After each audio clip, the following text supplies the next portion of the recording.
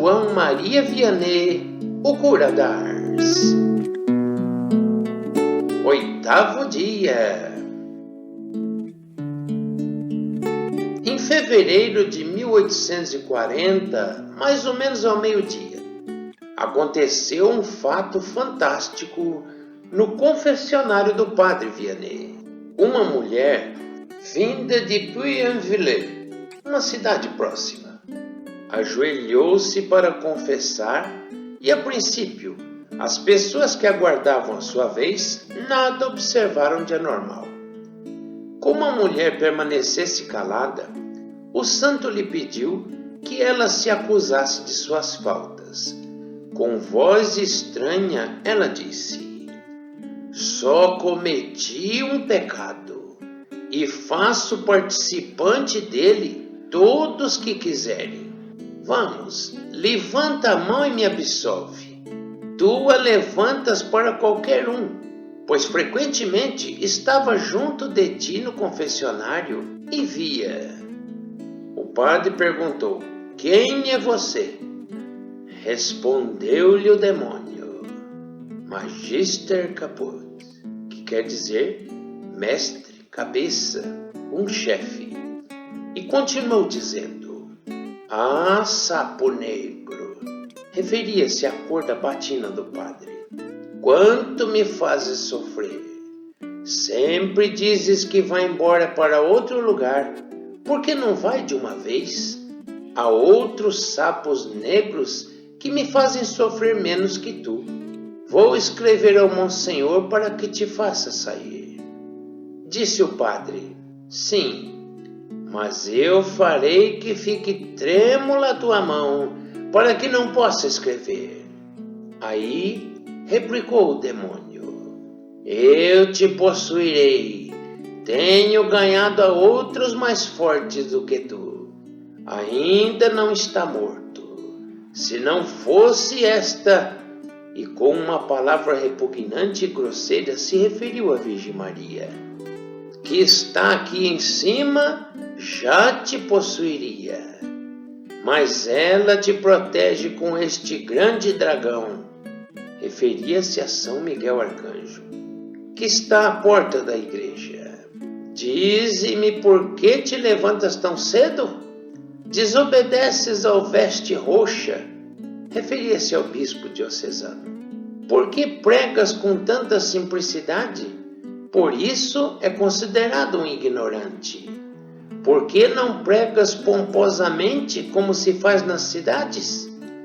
Padre Vianney interrompeu aquele absurdo falatório impróprio, invocando a presença de Jesus, que fez o demônio desaparecer, deixando a mulher ali desfalecida, logo amparada pelos presentes.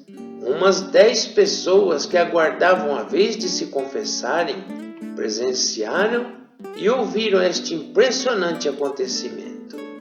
O cura da Ars, cujo olhar penetrava o mundo do mistério, mostrava grande severidade com aqueles que praticavam o espiritismo e o ocultismo. Por outro lado, com o passar do tempo, as obsessões e os ataques diabólicos foram diminuindo em número e intensidade. O espírito do mal, que não conseguiu desalentar aquela alma heróica, acabou por desanimar e desistir. É um fato raro na história um homem em vida ser visitado em peregrinação por multidões de pessoas que acorrem à sua cidade para venerá-lo como uma relíquia. Durante 32 anos, de 1827 a 1859, a aldeia de Ars foi testemunha desta verdade. Multidões sem cessar se renovavam e caíam de joelhos aos pés de um santo, seja para se confessar, para ouvir um conselho ou participar de uma santa missa. Já naquela época, a fama de santidade do padre João Maria Batista Vianney ultrapassou os limites regionais, espalhou por toda a França alcançando até outros países. Sem dúvida, se começou a atribuir poderes milagrosos ao Padre Vianney. Quando aconteceu a multiplicação do trigo e da farinha no ano de 1830, o fato foi amplamente conhecido pelos moradores e depois pelos peregrinos, que chegavam em grande número. Isto logo fez aparecer entre a multidão pessoas com problemas de saúde, débeis e todo tipo de problema. Muitos deles, depois de suplicarem a oração e a intercessão do cura, obtiveram de Deus algum alívio para suas dores e até mesmo a cura total. Mas o Padre Vianney humildemente recomendava silêncio e o povo não queria contrariá-lo, publicando as graças alcançadas. Mas, mesmo assim, as notícias espalhavam rapidamente. Quando ele introduziu na paróquia o culto a Santa Filomena, que era uma das suas preferidas, o servo de Deus começou a atribuir à santa toda a glória das maravilhas que ali se realizavam. E gostava ainda de proclamar que Deus fazia os milagres por intercessão de Santa Filomena. Durante 30 anos, uma multidão de fiéis e peregrinos se renovava sem cessar na igreja de Ars para se confessar com o Padre Vianney. Mesmo no inverno, que o frio é terrível naquela região, a frequência não diminuiu e o santo passava de 11 a 12 horas no confessionário. E no período do verão, chegava a ficar de 15 a 17 horas. Sem dúvida, um esforço praticamente sobrenatural para salvar almas, porque sabemos que humanamente é desgastante e mortal. Em 1845, chegavam diariamente a Ars de 300 a 400 peregrinos.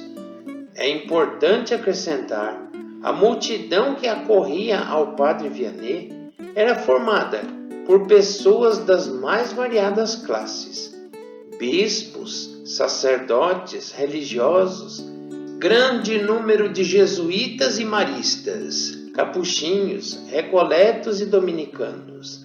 Chegavam também nobres e plebeus, ignorantes e sábios, uns habituados a discutir os mais graves problemas e outros movidos unicamente pela fé. Em dias de festa, o padre permanecia até 18 horas no confessionário, a fim de não deixar ninguém sem absolvição divina. E por sua vez, os peregrinos esperavam de 30 a 50 horas na fila para serem atendidos. Provavelmente, o grande milagre do cura d'Ars foi o seu confessionário, que era assediado dia e noite. Também se pode dizer que o seu milagre por excelência foi a conversão dos pecadores. Centenas e centenas de ocorrências notáveis foram registradas pela intervenção do Padre Vianney. Um exemplo é uma senhora que viajava pela redondeza de regresso a Paris. Foi aconselhada por um sacerdote que queria ajudá-la a se converter, pois conhecia a desordem de sua vida, entregue à sexualidade e aos maus costumes. Aconselhando-a a ir até Ars, disse ele à pobre pecadora mulher: a senhora verá ali em Ars algo de extraordinário. Um sacerdote de aldeia que está enchendo o mundo com sua fama de santidade. Não se arrependerá dessa visita. A mulher, na dúvida de seguir ou não o caminho do direito, viajou para Ars. À tarde, passeava na praça com uma desconhecida encontrada casualmente, quando, de repente, ali na sua frente estava o cura d'Ars. Ele estava voltando de um atendimento a um doente que havia feito e, fitando os olhos naquela mulher, disse-lhe: Senhora, acompanhe-me. E a parisiense lhe perguntou: E esta minha colega? Ele disse: Pode retirar-se, porque ela não tem a necessidade do meu ministério. Caminhando ao lado da pecadora, Padre Vianney, o cura d'Ars, foi tirando o véu de todas as suas iniquidades. Aterrada e impressionada com as revelações, caminhava ela silenciosa. E assim foi, até que, num ímpeto de coragem, disse: Senhor cura, o senhor poderia atender-me em confissão? E o Padre Santo lhe respondeu: Sua confissão seria inútil. Eu vejo a sua alma e há 2 demônios que a acorrentam: o demônio do orgulho e o demônio da impureza. Não posso absolvê-la, só no caso em que decida não voltar a Paris. Mas como vejo as suas disposições, sei que voltará. Depois, com intuição profética, o homem de Deus lhe fez conhecer como ela, seguindo aquele caminho, haveria de descer até os últimos degraus do mal. Assustada diante daquelas palavras incisivas, ela disse: Mas, Senhor cura, eu sou incapaz de cometer tais abominações. Então, estou condenada? Respondeu o Padre Vianney: Não digo isso. Porém, se continuar no mesmo caminho, quão difícil será a sua salvação? Perguntou ela: O que hei de fazer? Já na igreja o santo respondeu: Venha amanhã cedinho e eu lhe direi. Durante a noite, para ajudar aquela alma que Deus tinha criado para ele, e ela estava se perdendo, afundando no lamaçal do pecado, o cura orou longamente e infligiu sangrenta disciplina em seu próprio corpo.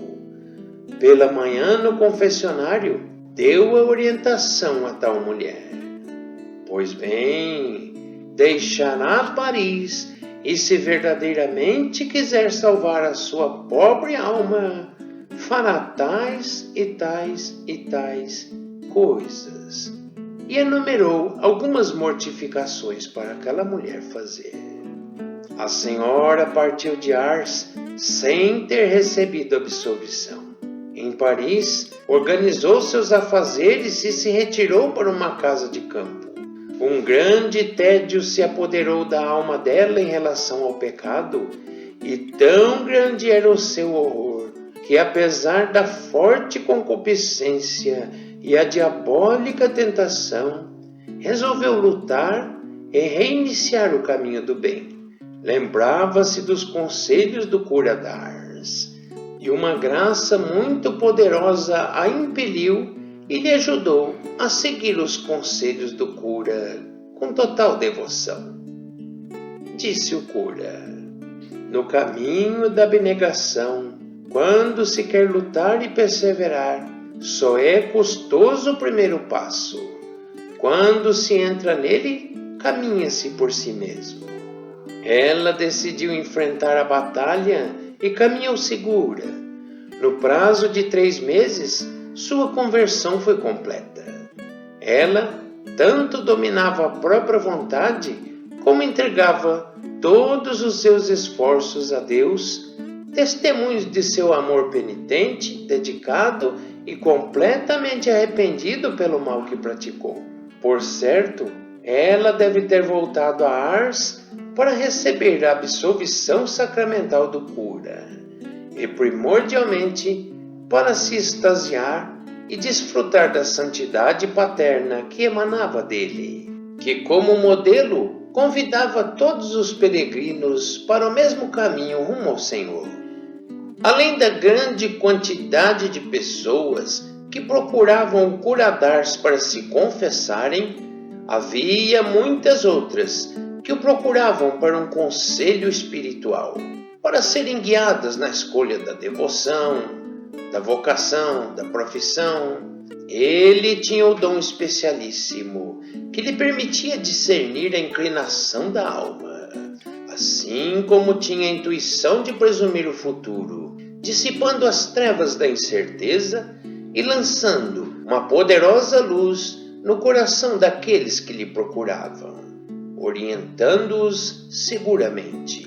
Ele também procurava levar as almas piedosas à prática frequente dos sacramentos. Ele dizia: nem todos os que se aproximam dos sacramentos são santos, mas os santos sairão sempre dentre aqueles que recebem os sacramentos com frequência. Naquela época, não existia na França a comunhão frequente. Foi ele um dos primeiros introdutores de tão saudável prática. Era comum comungar só aos domingos ou uma vez ao mês. O catecismo do cura sobre a comunhão frequente era cheio de ardoroso apelo e exclamações sublimes. Dizia o padre: meus filhos, todos os seres da criação têm necessidade de se nutrirem para viver.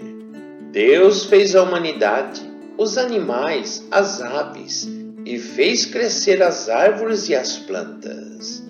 É uma mesa bem surtida, onde todos os animais vêm, cada um tomar o alimento que lhe convém. Mas é necessário que a alma também se nutra. Onde está, pois, o seu alimento? Meus filhos, quando Deus quis dar alimento à nossa alma para sustentá-la em sua peregrinação neste mundo, Ele olhou para todas as coisas criadas e não encontrou nada digno dela. Então, se concentrou em si mesmo e resolveu se dar a si próprio para alimento da alma e da humanidade. Ó minha alma, como és grande! Só Deus pode te contentar.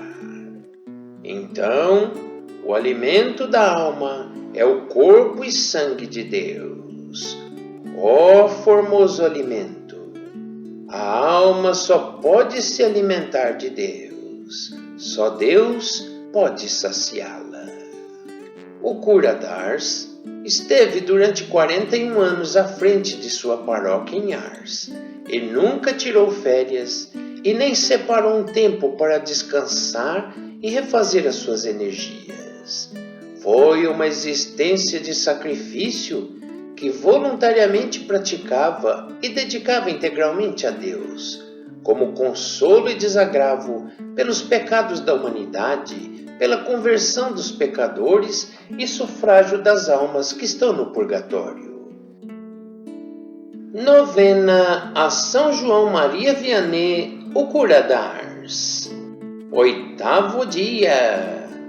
Em nome do Pai, e do Filho, e do Espírito Santo. Amém. Ó querido Santo Cura, tão agradável aos olhos de Deus, vosso grande amor para com as almas mostrastes numa intensa e incansável dedicação a elas. Intercedei ao Senhor por nós, para que alcancemos também a graça de perseverarmos no caminho agradável ao Senhor, no caminho da santidade. Alcançai-nos de Deus também o gosto pela oração e dedicação pelas almas do purgatório, em especial as mais necessitadas. Pater noster que es in celis, sanctificetur nomen tuum. Advenia regnum tuum, fiat voluntas tuas, sicut in cielo et in terra. Panem nostrum quotidiano da nobis hodie, et dimitis nobis debita nostra, sicut nos dimittimus debitoribus nostris. Et ne nos inducas in tentatione, sed libera-nos a malo. Amém. Ave Maria, gratia plena Dominus tecum, Benedicta tu in mulieribus et benedictus fructus ventris tui, Iesus. Santa Maria Mater Dei, ora pro nobis peccatoribus, nunc et in hora mortis nostri. Amém. Gloria Patri et Filii et Spiritus Sancto, sicut in principio et nunc et semper et in saecula saeculorum. Amém. São João Maria Vianney, rogai por nós. Em nome do Pai, e do Filho, e do Espírito Santo. Amém.